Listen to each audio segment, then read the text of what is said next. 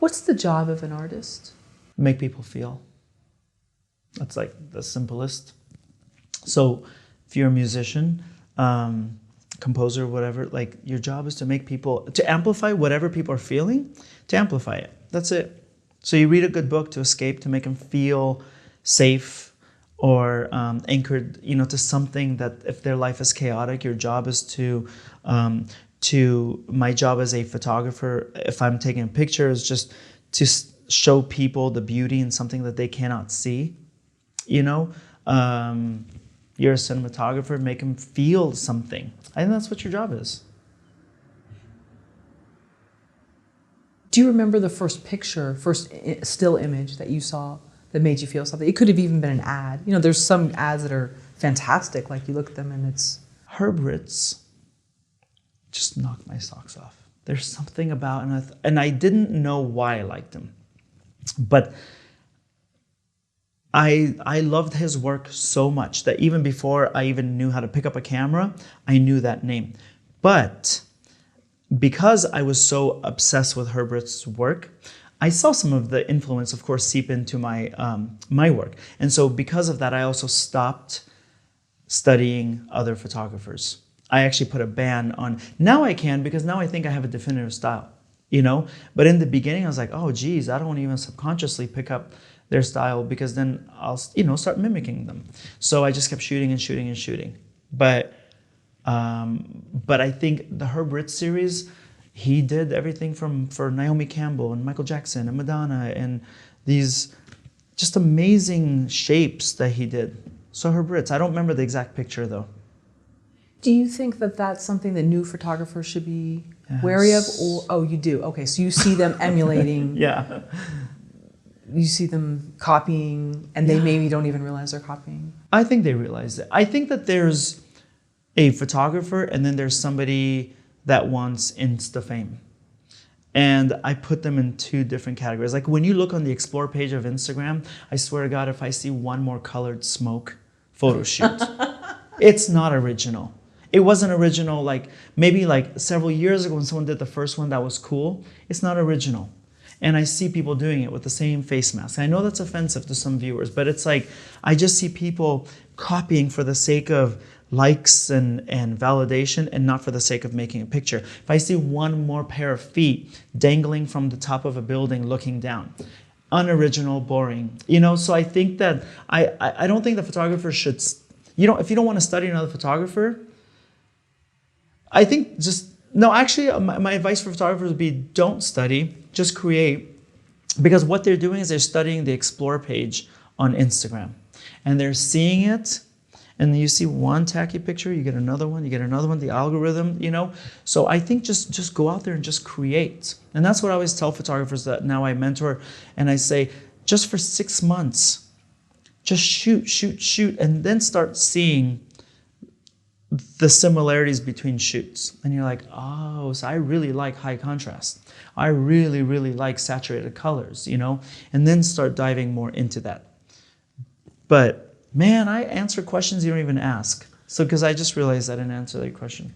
Well, I'm just thinking about, no, that's fine. I'm just thinking about, let's say, for me being child of the 80s and looking through Vogue magazine, and it wasn't just really cool clothes, but these photographers created a world. Yeah. Sometimes it was completely messy and chaotic, and then the outfit was very simple. And just, there wasn't that much to really look. Now it's so overwhelming. Do you think that's almost a detriment? Yeah, I think it is a detriment. I think that photographers or any artist, the ones that rise to the top are the ones that add depth. And that's how I see the future of social media, add depth to their pictures. And so I'm kind of answering a question, but I'm not. I always tell people, don't clutter the internet. Don't take a picture just because. Take a picture because it has a meaning for you, but don't litter the internet, you know, with just mediocre stuff.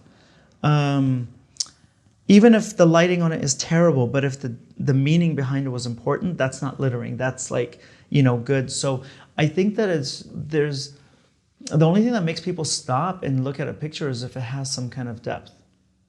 So Yeah, I think it's hard for photographers nowadays. You're competing against everybody has a camera in their hand.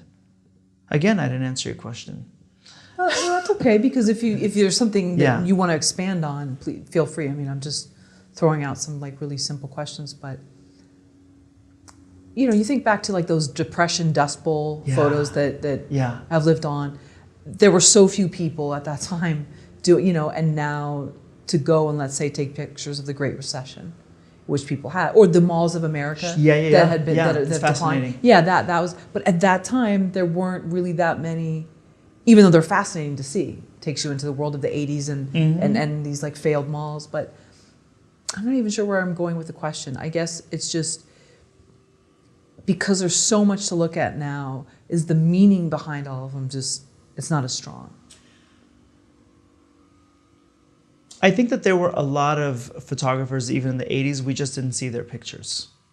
People are still developing rolls of film and they were just hidden in a box somewhere. Now it's just everybody is screaming, look at me, look at me. You know, so I think that the same ratio of good work and bad work is still out there. People are always like taking pictures, you know, 12 roll, 24, 36, and you just didn't see them. Yeah, so I don't think that has changed much. Can people take a tasteful selfie? God, I don't know why I have such an allergy to selfies. Is it the intention behind it? It's look at me. And you don't know how much strength it takes for me to like not type. You look just like your other 15 selfies, you know? Yeah, you could take it. No, I don't know. I don't know. It's an interesting science behind why somebody would want a selfie. Because I don't necessarily want a photo of myself sitting on a couch, all messy, So weird. watching TV. But some people are fine with that, even though everybody does that. Are they, or do they feel they have to do it to be accepted?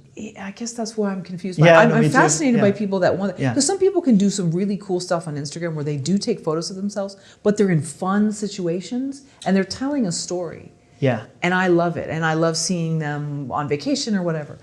But then there's the ones that it's just, it's literally, it's like they woke up in the morning and they just want to show everybody. Yeah. I think, so to answer your question, yes, you could take a good selfie. Or what was your exact wording? A thoughtful or no? Or One that's, I guess, tasteful. tasteful. Yes. I think that if you are, okay, so the reason why I don't like selfies is this showing off. Look at me, look at the car emblem that's accidentally perfectly in frame. You know, look at the business class ticket that's sticking out conveniently enough out of my passport. You know what I'm saying? So when you're showing off, I just think it's tasteless, and actually I kind of unfollow now. Yeah, I'm very mindful of what goes in my brain pretty much. So I think that if you're on vacation alone, you see something amazing, you're holding your baby and there's, I don't know, they look really adorable and you want to take a picture because you're proud, then I'm okay with that.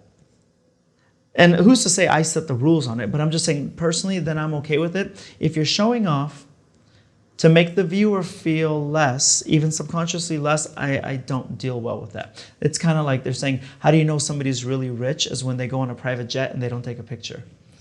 You know, it's this showing off thing. Okay, right. We all know it was XJet or whatever that Uber of jets is. You know what I mean? But it's like, the showing off, the showing your nails off, but you want to make sure that Mercedes-Benz emblem is shown between the two fingers. It's that kind of culture that I dislike. What do you think the difference was with, let's say, Cindy Sherman and all of her photos, which are so fascinating to look at, and I'm not turned off by them, versus pretty people showing pictures of themselves on Instagram?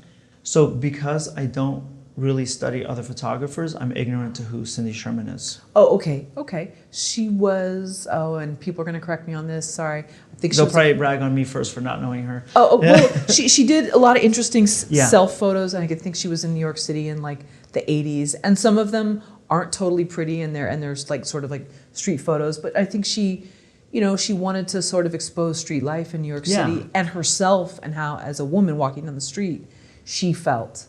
And some of the But that's interesting. It was interesting, Yeah. and she had a statement behind it. Yeah. And so when I see that, and there's the nostalgia of the 80s or whatever, late 70s, forgive me if the timeline is wrong, but then today where someone doing a yoga pose with perfectly straight hair, I get it. It's a hustle. If you've got a sponsored post, so be it. I'm Right. not going to get in your way of That's different. advertising. I think for me, it's just the intention of why you take a picture, whether it's a selfie or pointing out. It's just the intention. Are you trying to make the viewer? Are you trying to enlighten the viewer and add value to their life, or are you saying, "Look at me, look at me, look at the car I got, look at the purse I have, look at me, I'm in business class." If you're excited you got business class because you got bumped up, be honest about it. Be like, "Yo, I Right. can't believe," Yeah. I think that's what it is. It's the intention. Okay. I'm gonna get so much hate for that, but whatever. No, I think we've reached a saturation point with it. I think in Yeah. the beginning it was pretty cool. And again, I see some people that do it and they do some really fun photos and they're not. If you're creative, sure. They're doing a story and then they Yeah. tell where they were and it's not all look at them. It's Yeah. this is what happened and I'm living Yeah. this cool little adventure through their thing. And I think that people will rip me on this because they're like, well, he's got his own YouTube channel and he's filming stuff sometimes too. So yeah, whether it's a video form of a selfie or whatever, I'd like to think that I'm adding value to somebody's life and helping them with their career a little bit. You did a cool one on going to the Carolinas. Yeah.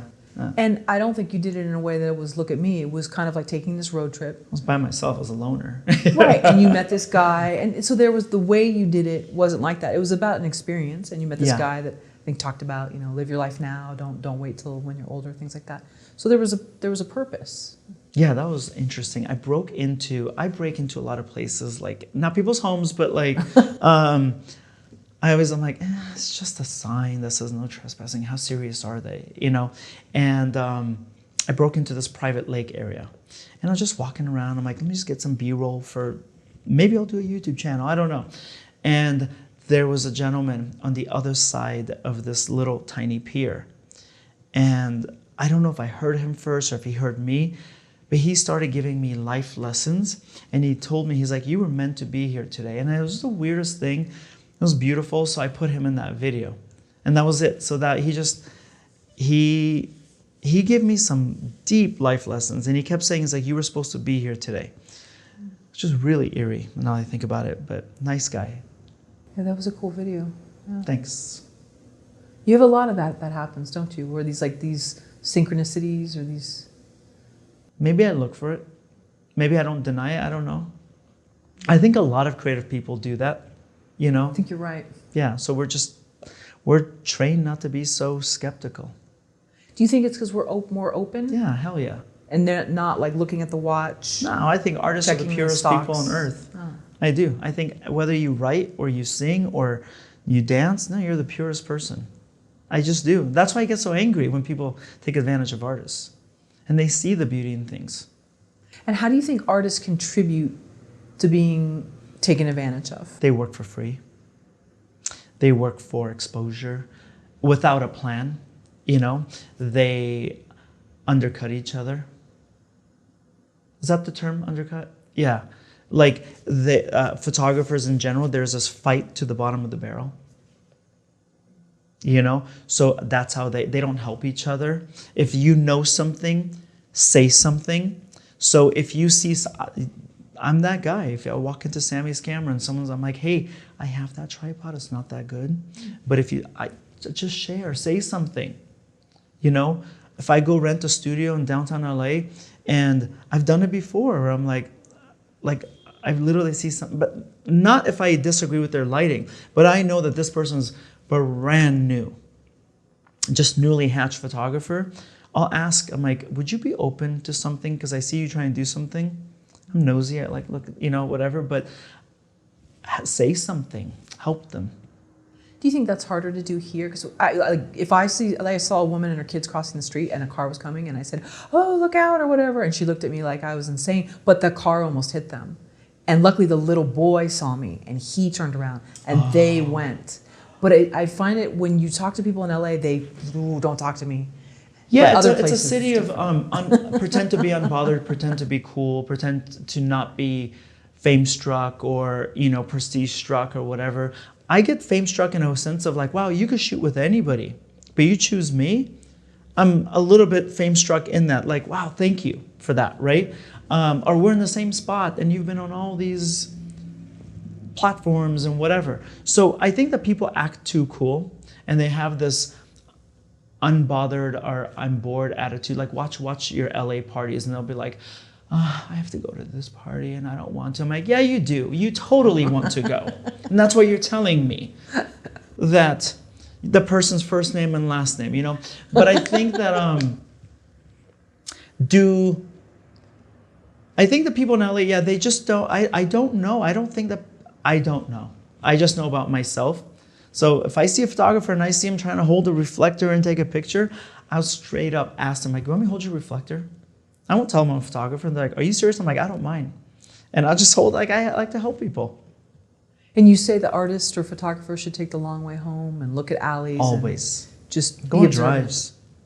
Go rent a scooter and just go find stuff, take pictures and, and go, I love that door. Because when you, I'm so glad you pointed that out. Like when somebody, like right now I'm building a deck for an artist for a record cover shoot and he wants something fashiony but a little bit different. I'm going to go through my pictures that I took and go, okay, this was in Lincoln Heights. This was in Highland Park. This is in Orange County. And, so you're cataloging. Because when you look at pictures in downtown Los Angeles, I'm like, we all know that's Hill Street. We all know that's Broadway. So when you find the unique place, it's cool, Not Angels, nothing against Angel's Flight, but there's a gazillion. A gazillion, right? So you look at certain things, it's more fun that way. Yeah. And sometimes you get in trouble, but whatever. Oh, because then people chase you out of places. Yeah. Yeah. And what do you say when that happens? Sorry. So you sort of like, what is it? I'm not going to call someone, like, if I'm trespassing. Like, if I got caught in that North Carolina lake area, I'm not going to look at you and go, act dumb. I'm like, I'm sorry. And I just I'm a jerk and I just leave. I'm not going to be insulting to you. So you just own it and own then just it, go. Okay. Own it and go. I'm sorry, I'm a jerk. Try to use charm. I'm not that charming. So it's like, just go sorry and just leave. Yeah. When you went there to film, did people react to you differently with the camera than maybe in LA? Were they more excited to be? So I didn't go to film. I went to go visit a couple of friends and I went through I try to go on trips alone every so often and just go see new things. So I went to South Carolina, not a lot to see there, beautiful, but I started in Aiken, South Carolina, and then I went to North Carolina, and then I flew back home. So I'll go do things. I'll go take meetings. I'll go introduce myself to somebody. I always DM I reach out to 3 people every single day, so I've made a lot of friends that way. I always DM a photographer. I'm like, you showed up on my Explore page or somehow you came across my screen and I just saw your pictures and I'm like, congrats, dude. And, they're tripped out a little bit because people aren't that forward with it, but you make friends. You don't know. I don't know who I'm going to meet. It's fun. So that's one of your things. You like to learn something new every day and you reach out every single day to 3 people? Every single day. If I don't learn something new, so I've been a little bit lazy with it in the past 12 months, okay? But when business is really booming, I can flip back through my, I just go to like Staples and I design my own day. I don't know if that made a sound. So I designed my own daily planner. Because there's a lot of really great planners, but there will always be a section that I won't use. Okay, and so I just decided I'm going to take what I use, I'm going to design it to what works for me, and I designed my own daily planner. and then I go and I make multiple copies, and I spiral bound it, and I use that every day. Then I use every inch of that paper. And so in that is I have to reach out to 3 people every single day. And they're not necessarily asking for a job. Like I try to split them, because I'm behind the camera, or I'm in a room somewhere at a table, head down, working, planning a shoot, or I'm behind a computer screen. People don't even know I exist.